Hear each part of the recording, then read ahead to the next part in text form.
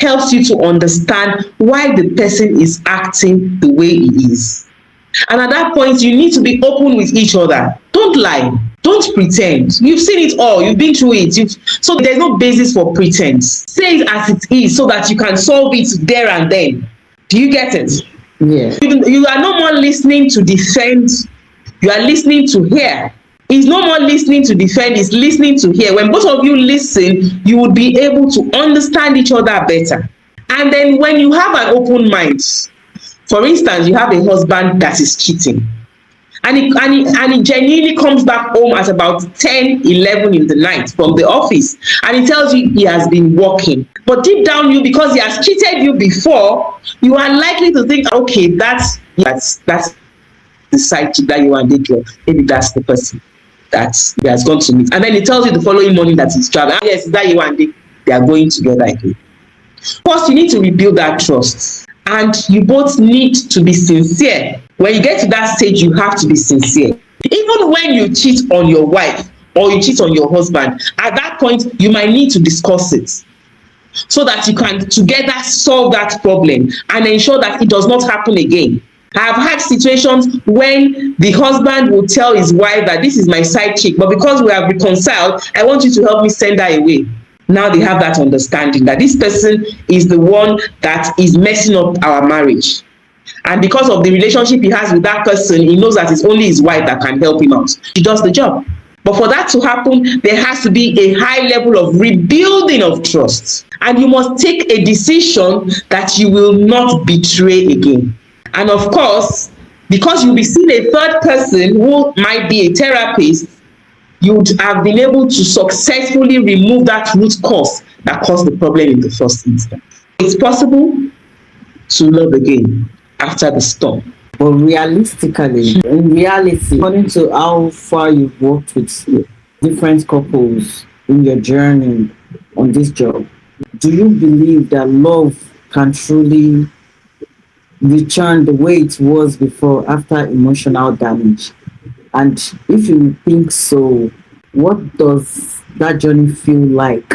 How does it look in reality? Usually, it is possible. Let me just answer that question. It is possible, but it can be rare. And the reason why it will be rare is that partners always want to cheat. They want to eat, and by cheating, I don't mean dating somebody else. I mean, they want to eat their cake and have it. Yes, it is clear that they both have problems. Yes, they have both decided to solve the problem together.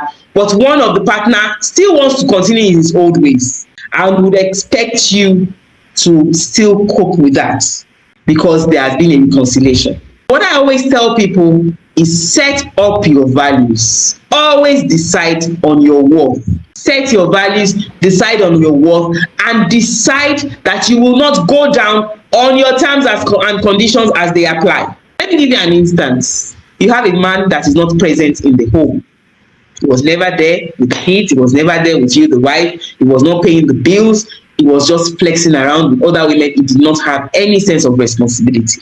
Now, the wife might say, it is a contract, whether you like it or not. Marriage is a contract. And it has a high level of spiritual undertone to it. It's not something you can just do anyhow. The wife comes and says, you know what, for this marriage to work, you will give me XYZ amount of money as feeding allowance every month. You will be available for me as a wife between this period and this period. You will pay my house rent fully without me asking. That's terms and conditions as they apply. Now, if that man wants that marriage to work, he has to do all those things. Do you understand? Yeah. Just like a man can also give his terms and conditions as they apply. For this marriage to work, I don't want you to be moving with a kaite who is in her 40s and is still thinking she's young. She does not want to get married. That's something that is subjective. I don't want to go into a kaite's matter. Do you understand? I don't want you to go to parties every Saturday. This is what you have been doing. I don't want it. I want you to have time for my kids. I don't want you to take a 9 to 5. I want you to take a job you can do remotely, because as far as I'm concerned, my kids are the offshoots of this marriage and they are important to me. Now, for that marriage to work, terms and conditions apply. The woman needs to rethink and decide, would I be able to cope with all this? Now, a lot of reasons why we have frictions after reconciliation has been done is because they are still hoping that they can continue in the old ways and still be able to reconcile. That does not work. The truth is, there are things that are causing the rifts. After the root cause have been removed, terms and conditions must apply. That's how it works. For someone that is listening to us now, who feels like their relationship went through a lot of storms, what is one small step they can do this week towards healing? What is that little step? Like they say that little drop of water makes an ocean. What is that genuine small step for someone listening who feels like their relationship went through the storm? What is one small step they can take this week towards healing? It's two ways. It's always better when there's a realization by both parties that there is a problem and they have to solve it together. Unfortunately, however, this doesn't usually happen. Someone is hurt, the other person is having the fun. Now, the first step that you need to take, which is usually common in marriages, is that someone is hurt, someone has been wounded. So that person that is wounded, the first step that person needs to take, and I'm talking about a situation where both of them are not on the same page. Only one person feels that she or he is on the edge. The first thing that they need is separation. I know this sounds very odd, but that is the way out. That's the first thing. And that separation does not mean divorce. What it means is that you will create a separation that would make you realize your person. For instance, you are having rifts in your marriage. Maybe your husband is toxic or your wife is toxic. You can decide to transfer yourself out of the city where both of you are in for 6 months. Or go and do a course. Go and take a master's degree out of the country, for instance. Just look for something that will take you out of that house. Because a lot of times for marriages, you need to be separate to get yourself together. When you are together, you might not be able to get it. Look for a course, look for something that will take you out of that home for a minimum of 6 months.